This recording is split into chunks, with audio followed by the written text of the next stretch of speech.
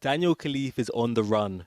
Just 21, the ex-serviceman is accused of being a double agent who breached the Secrets Act on behalf of Iran. Khalife was awaiting trial for terror offences at Wandsworth Prison before he broke free. Yesterday morning, a vehicle that had made a delivery to a kitchen at Wandsworth Prison left at 7:30 a.m. Not long afterwards, officers realised that Daniel Khalife was missing, and when they caught up with the truck that had left, they found strapping equipment underneath it. This is a picture of the truck Khalife had hid himself underneath, and this is the route it took.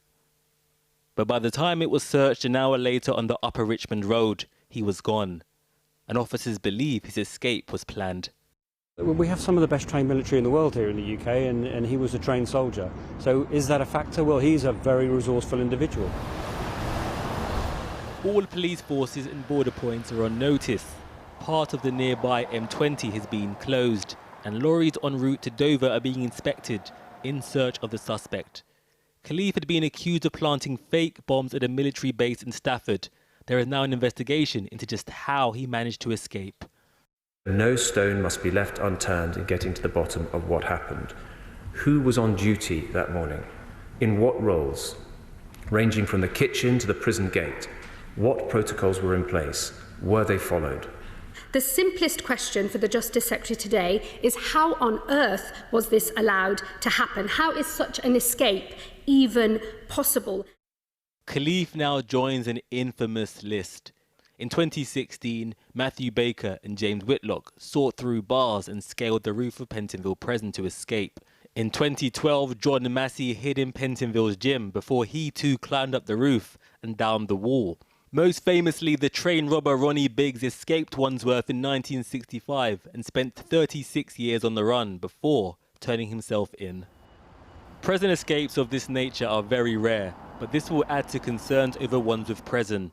The most recent inspectorate report raised questions over its staffing.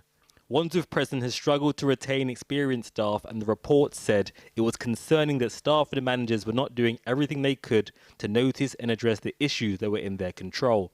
The inspectorate also said at the time of our visit, about 44% of staff were absent from work or unable to carry out their normal duties. We've spoken to an ex-prisoner who witnessed the vacuum of staffing firsthand. Wandsworth is such a badly run prison, so chaotic, so understaffed. I think Wandsworth has two very specific questions to answer here. One, why was this guy working in the kitchen, which is one of the two jobs which provides you with the closest access to the outside world if he was a flight risk? And two, why were the lorries not being checked? These are the questions the investigation will have to answer, along with whether Daniel Khalife had inside help. But most importantly, the authorities have to find him first, and so far, he's yet to be seen.